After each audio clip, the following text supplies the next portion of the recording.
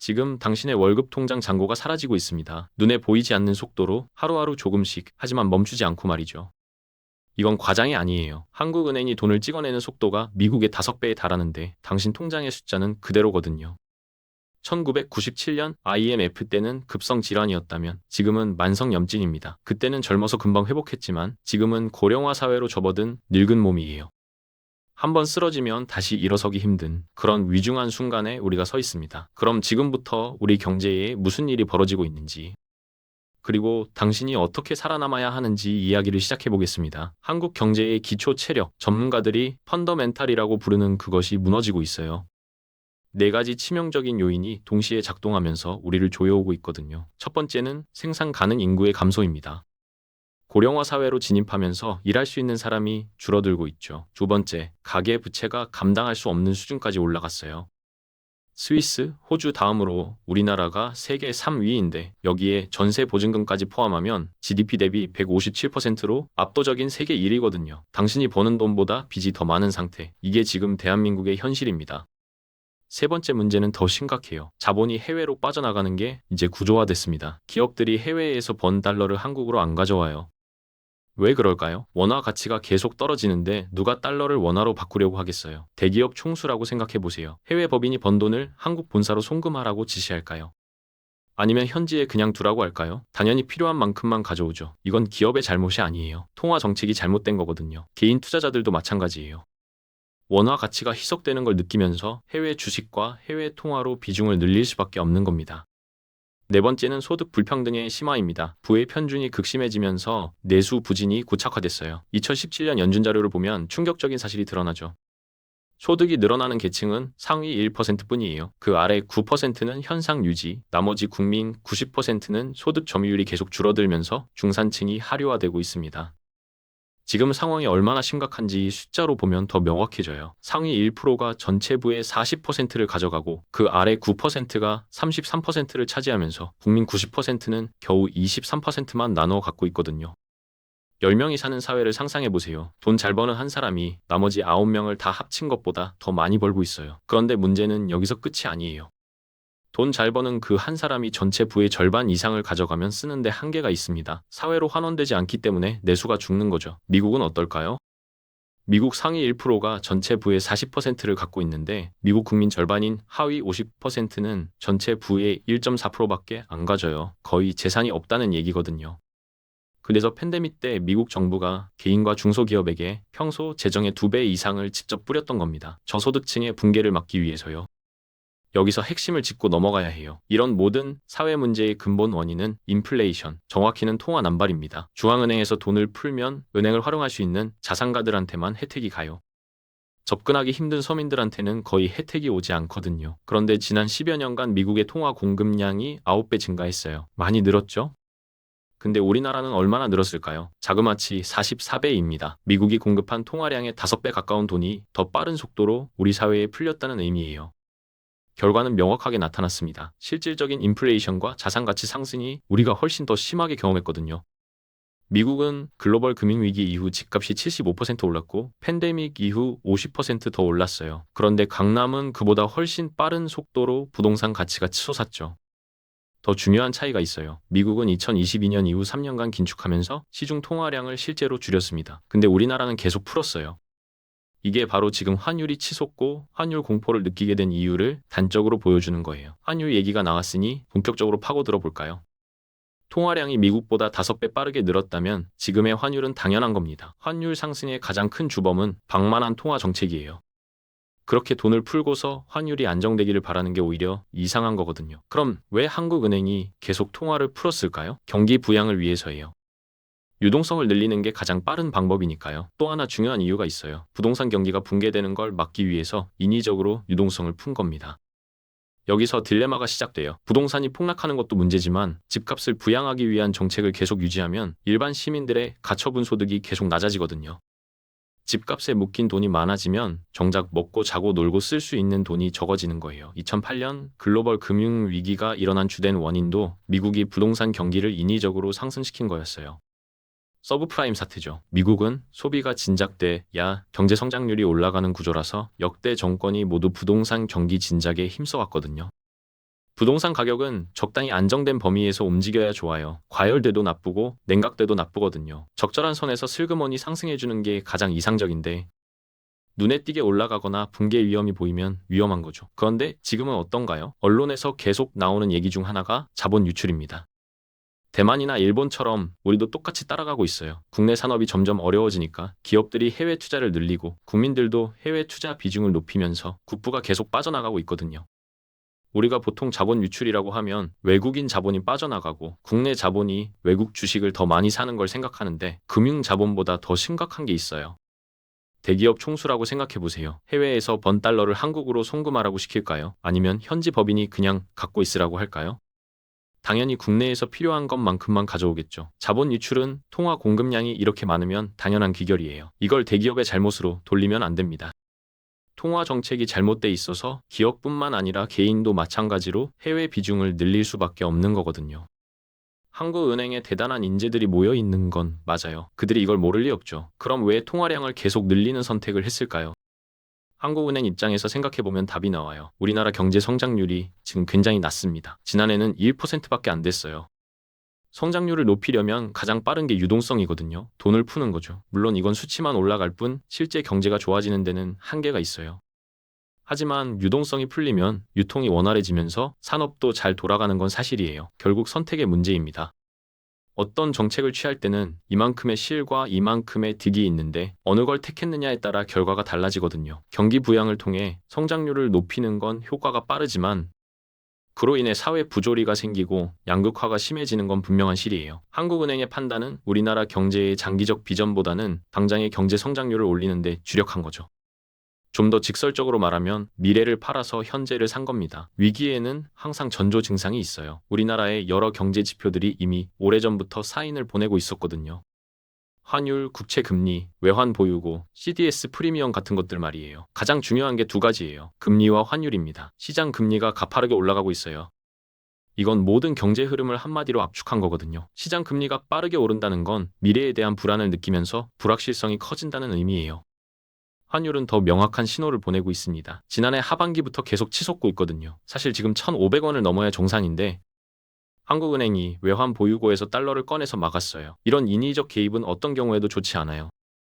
기본적으로 통화 정책을 수정해서 근본 체력을 재정비해야지 인위적으로 외환 보유고에 달러를 동원해서 시장을 견제하거나 국민연금을 끌어다 쓰면서 환율을 방어하는 건 비정상적인 수법이거든요.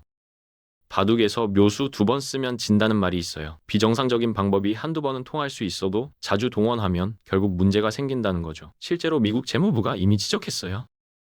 국민연금을 동원해서 환율을 방어하는 건 문제가 있다고 환율 보고서에서 명확히 짚었거든요. 그럼에도 고쳐지지 않고 있죠. 한국은행이나 재무부가 정석이 아닌 편법을 계속 쓰고 있다는 겁니다. 뉴스에서 자주 나오는 말들 있잖아요. 유동성, 공급, RP 매입, 시장 안정 조치. 이게 다 시스템에 문제가 있다는 신호예요.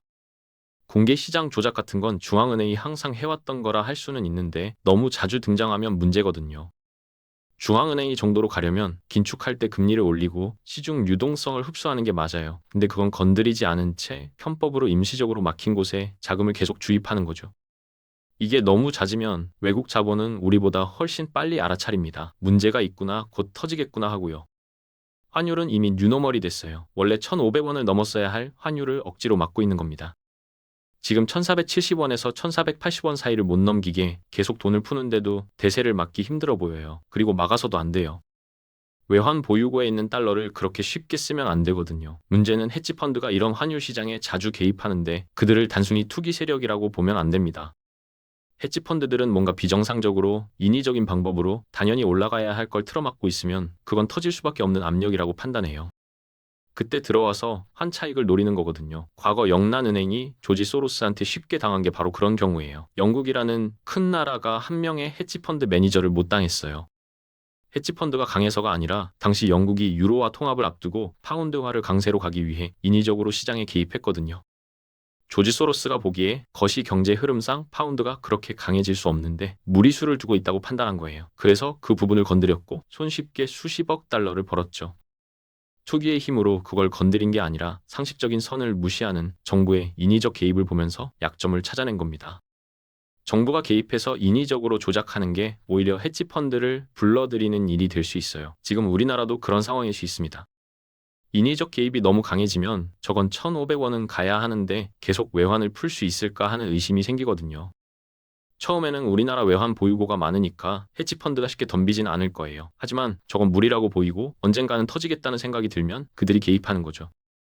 원화 가치가 떨어져서 환율이 올라가면 수출 기업들은 좋은 거 아니냐고 물을 수 있어요. 맞아요. 수출 기업은 좋죠. 가격 경쟁력이 생기니까요. 하지만 수출 기업들도 마냥 좋지만은 않아요. 우리가 쓰는 원자재나 중간재를 전부 국내에서 조달한 게 아니라 많은 부분을 수입해야 하거든요. 환율이 오르면 수입 비용도 같이 올라가요. 옛날처럼 그렇게 마냥 좋지는 않다는 거죠. 그래도 가격 경쟁력이 생기는 건 확실합니다. 그럼 만약 환율이 1,500원을 넘어서 1,600원까지 간다면 우리 경제는 어떻게 될까요? 여러 곳에서 문제가 터져요. 가장 먼저 부동산 시장에서 문제가 터집니다. 환율이 올라간다는 얘기는 더 이상 금리 인하는 안 되고 금리를 인상해야 된다는 뜻이거든요. 금리가 오르면 부동산한테는 큰 타격이에요. 지금 전세 대출이나 주택 담보 대출로 부동산을 산 사람들은 대출 이자가 엄청 높아질 테고, 그러면 사람들이 부동산을 던지기 시작하면서 급격한 붕괴가 올 수도 있어요. 한국은행이 지금 통화 정책에서 굉장히 제한적인 상황에 빠져 있다는 게 문제예요. 금리를 올릴 수도 없고 내릴 수도 없는 딜레마에 갇혀 있거든요. 쓸 수 있는 카드가 거의 없어진 거죠. 그럼 우리는 어떻게 해야 할까요? 인플레이션은 보이지 않는 세금입니다. 아무도 돈 내라고 소리는 안 하지만 내가 쓸 수 있는 돈은 확실하게 줄어들고 있어요. 월급 받아서 착실히 모아서 예금하고 적금 든 사람들한테는 치명타거든요. 그들의 현금 자산은 날아가는 겁니다. 어떤 식으로든 자산을 갖고 있어야 돼요. 자산이라고 하면 보통 부동산이나 주식을 생각하는데 일반 서민들이 거기 접근하기도 쉽지 않아요. 지금 같은 경우 통화 가치가 희석될 때 올라가는 실물 자산들이 있습니다. 적은 돈으로도 시작할 수 있는 게 금, 은, 비트코인이에요. 지난해 금과 은 가격이 사상 최대로 올랐어요. 특히 은은 정말 어마어마하게 올랐죠. 이렇게 오른 이면에는 달러 가치의 희석을 사람들이 느끼기 시작했다는 게 있어요. 달러 가치도 떨어지는데 원화 가치는 달러보다 더 빠른 속도로 떨어지고 있거든요. 근로소득자들이 지금이라도 자산 구조를 바꿔야 합니다. 당장 쓸 돈은 원화나 달러로 3개월치에서 6개월치 정도 갖고 있고, 나머지 예금이나 적금은 금이나 은, 비트코인으로 분산 투자를 해놔야 해요. 몰빵하면 안 돼요. 이게 방어 자산이고 생존 전략이거든요. 상황이 더 힘들어지면 이 방어 자산이 오히려 공격적으로 큰 수익을 가져다 줘요. 지금이 바로 그런 시기예요. 환율이 오르고 금리가 오르고 통화가 방만한 상태에서는 사회적으로 개선되기를 기다리기 전에 스스로를 먼저 지켜야 합니다. 현금을 최소화하고 실물 자산 쪽으로 포트폴리오를 조정해서 방어하는 게 최선의 전략이에요. 화폐 가치가 계속 떨어지면 우리는 뭔가 실물 자산으로 계속 사놓으려고 하게 되죠. 그래야 안전하니까요. 그 대안 중 하나가 비트코인인데, 작년에는 금과 은이 치솟을 때 비트코인은 오히려 조금 떨어졌어요. 하지만 그 전 15년간을 보면 비트코인의 수익률이 금이나 은보다 훨씬 좋았거든요. 그래서 강조하고 싶은 건 어느 하나에 몰빵하면 안 되고 금, 은, 비트코인에 분산 투자를 해야 한다는 거예요.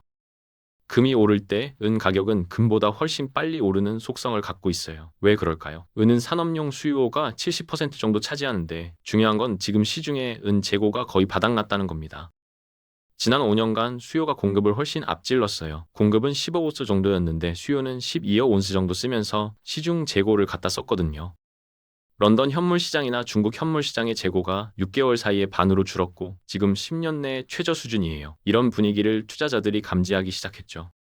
뉴욕 코맥스 시장의 은 가격은 온스당 91달러 정도인데 현물 시장에서는 프리미엄이 붙어서 더 비싸게 거래되고 있어요. 현물이 선물보다 비싸다는 건 선물 가격도 따라 올라갈 가능성이 크다는 뜻이에요. 은이 많이 쓰이는 곳이 어디냐면 태양광 패널, 전기차, AI 데이터 센터, 고급 반도체예요. 요새 뜨는 산업 전부 다 해당되죠. 왜 은을 쓰느냐면 은은 지구상의 금속 중에서 가장 전기 전도성과 열 전도성이 좋기 때문이에요. 일반적인 용도에는 구리를 쓰면 돼요. 구리 전선이 대표적이죠. 하지만 고급 제품이나 첨단 제품에는 효율을 조금이라도 더 높이기 위해서 은을 써야 하거든요. 은이 이렇게 많이 쓰이면서 시중 재고가 사라지고 있어요. 금은 써도 회수하는 비중이 높은데 은은 아직 경제성이 거기까지 미치지 못해요. 그래서 회수 비중이 전체 공급량의 17%밖에 안 돼요. 한마디로 은은 산업용으로 쓰면 사라진다는 거예요. 버려지는 거죠. 금은 계속 축적되는데 은은 채굴해서 공급해도 산업용으로 쓰면서 사라지기 때문에 재고가 없는 겁니다. 이 특성을 잘 활용하면 은 투자에서 좋은 기회를 잡을 수 있어요. 그럼 은의 공급량을 늘릴 수 있을까요? 공급량이 15온스인데 소비량이 12억 온스면 앞으로 안정되려면 공급량이 늘든가 소비량이 줄든가 해야 하는데 둘 다 쉽지 않아요. 은은 특성상 공급량이 늘지 않거든요. 은광에서 은광석을 채굴해서 나오는 비중은 25%밖에 안 돼요. 그럼 나머지 75%는 어디서 나올까요? 아연을 재련할 때 아연에서 딸려 나오는 게 32% 정도, 구리를 재련해서 나오는 게 20% 정도, 금을 재련할 때 딸려 나오는 게 17에서 18% 정도예요. 이걸 다 모으면 75%가 부산물로 생산되는 거거든요. 은이 모자란다고 해서 은 생산량을 늘릴 수 있는 구조가 아니에요. 은이 필요해서 아연을 더 캐내지는 않잖아요. 아연 가격이 오르지 않는 한 아연 생산량 증가를 바라보기 힘들죠. 그래서 은의 공급독 현상은 당분간 계속될 가능성이 높아요. 비트코인은 어떨까요? 인플레이션 시대에 안전한 투자처로서 비트코인이 괜찮을까요? 저는 괜찮다고 봐요. 하지만 절대 몰빵은 안 되고 계속 강조하는 분산 투자를 해야 합니다. 적절하게 쓸 돈을 원화와 달러로 갖고 있고 투자할 쪽은 비트코인, 금, 은에 대해서 공부해서 포트폴리오 비중을 스스로 정하는 게 중요해요. 이건 단순히 돈을 벌고 경제를 잘한다는 차원의 얘기가 아니에요. 이 혼란한 시대에 어떻게 살아남을 수 있는가에 대한 생존 전략이거든요. 결국 핵심은 생존입니다. 지금은 어디에 투자하면 수익이 나겠다가 아니라 어떤 상황에서도 내가 살아남아야 한다는 관점으로 접근해야 해요. 그게 바로 분산 투자예요. 은이 아무리 많이 오른다고 해도 거기에 100% 몰빵하면 안 돼요. 적절하게 실물 자산 위주로 분산 투자하는 걸 강력하게 권합니다. 금, 은, 비트코인 각각의 특성을 이해하고 나에게 맞는 비율로 나누는 게 중요해요. 우리가 지금 마주한 현실은 이렇습니다. 한국 경제의 기초 체력이 무너지고 있고 통화 정책은 미래를 팔아 현재를 사는 방식으로 운영되고 있으며 환율은 이미 뉴노멀이 됐어요. 부동산 시장은 언제 터질지 모르는 시한폭탄이고 인플레이션은 당신의 저축을 조용히 갉아먹고 있습니다. 이 모든 상황에서 정부나 중앙은행이 해결책을 내놓기를 기다릴 수는 없어요. 스스로 방어해야 합니다. 월급쟁이가 모아온 예금과 적금은 인플레이션 앞에서 무력해요. 현금 자산은 시간이 갈수록 가치가 줄어들 수밖에 없거든요. 부동산이나 주식에 접근하기 힘든 서민들에게는 금, 비트코인 같은 실물 자산이 현실적인 대안이에요. 당장 쓸 돈 3개월에서 6개월치는 유동성 있게 현금으로 갖고 있대. 나머지는 가치 저장 수단으로서의 실물 자산으로 전환하는 게 필요합니다. 통화 가치 희석이 가속화되는 시점에서 금과 은이 사상 최고가를 기록한 건 우연이 아니에요. 사람들이 법정 화폐에 대한 신뢰를 잃어가고 있다는 신호거든요. 달러도 믿을 수 없는데 원화는 더욱 빠른 속도로 가치가 떨어지고 있어요. 이런 상황에서 현금으로만 자산을 보유하는 건 스스로 손해를 자초하는 거예요. 변화가 필요한 시점입니다. 은의 산업 수요는 계속 늘고 있는데 공급은 구조적으로 제한돼 있어요. 태양광, 전기차, AI, 반도체 산업이 성장할수록 1인 수요는 더 증가할 거고 재고는 계속 줄어들 겁니다. 금은 안정성과 역사성을 갖췄고 비트코인은 디지털 시대의 새로운 가치 저장 수단으로 자리 잡아가고 있어요. 각각의 장단점을 이해하고 균형 있게 배분하는 게 핵심입니다. 한국은행이 쓸 수 있는 카드가 줄어들고 있어요. 금리를 올리면 부동산이 무너지고 내리면 환율이 폭등하는 딜레마 상황이거든요. 외환 보유고를 동원해서 환율을 방어하는 건 근본 해결책이 아니에요. 오히려 헤지펀드 같은 투기 세력에게 약점을 보여주는 거죠. 영국이 조지 소로스에게 당한 것처럼 인위적 개입은 결국 더 큰 반발을 불러올 수 있습니다. 우리가 할 수 있는 건 시스템 개선을 기다리면서 손 놓고 있는 게 아니라 지금 당장 내 자산을 지키는 행동을 시작하는 거예요. 환율 1,500원 시대가 올 거라는 전망이 아니라 이미 와 있다고 봐야 해요. 인위적으로 막고 있을 뿐이죠. 이런 상황이 언제까지 지속될 수 있을까요? 외환 보유고도 무한정은 아니고 국민연금을 계속 끌어다 쓸 수도 없어요. 결국 터질 수밖에 없는 구조라면 터지기 전에 준비하는 게 현명한 거죠. 금리 인상 압력은 커지고 있고 부동산 시장은 불안정해지고 있으며 서민들의 가처분 소득은 계속 줄어들고 있어요. 상위 1%는 부를 계속 축적하고 있지만 나머지 90%는 소득 점유율이 떨어지면서 중산층이 무너지고 있습니다. 이게 우리가 살고 있는 현실이에요. IMF 때는 급성 질환이어서 강한 처방으로 빠르게 회복할 수 있었어요. 하지만 지금은 만성 질환이에요. 고령화, 저성장, 부채, 양극화가 동시에 진행되면서 체력이 약해진 상태거든요. 한번 쓰러지면 다시 일어서기 힘든 몸 상태에서 무리하게 버티고 있는 거죠. 이럴 때일수록 개인의 생존 전략이 중요해집니다. 현금은 안전하다고 생각하지만 인플레이션 앞에서는 가장 취약한 자산이에요. 보이지 않는 세금이 매일 당신의 통장에서 가치를 빼앗아가고 있거든요. 월급쟁이가 평생 모은 적금이 몇십 년 뒤에 얼마나 가치가 있을까요? 물가 상승률을 고려하면 실질 가치는 절반 이하로 줄어들 수 있어요. 이게 우리가 인플레이션을 무서워해야 하는 이유입니다. 자산 구조를 바꿔야 할 시점이에요. 현금 비중을 줄이고 실물 자산 비중을 늘리는 거죠. 금은 수천 년간 가치 저장 수단으로 인정받아왔고 은은 산업 수요와 투자 수요가 겹치면서 폭발적인 성장 가능성을 보여주고 있으며 비트코인은 디지털 경제 시대의 새로운 안전 자산으로 자리 잡아가고 있어요. 이 세 가지를 적절히 배분하는 게 현명한 전략입니다. 물론 투자에는 리스크가 있어요. 어떤 자산도 100% 안전하지 않죠. 그래서 분산이 중요한 거예요. 금만 사거나 은만 사거나 비트코인만 사면 안 돼요. 각자의 특성을 이해하고 내 상황에 맞게 비율을 조정하면서 리스크를 관리해야 합니다. 시장 상황도 계속 변하니까 주기적으로 점검하고 리밸런싱하는 것도 필요하고요.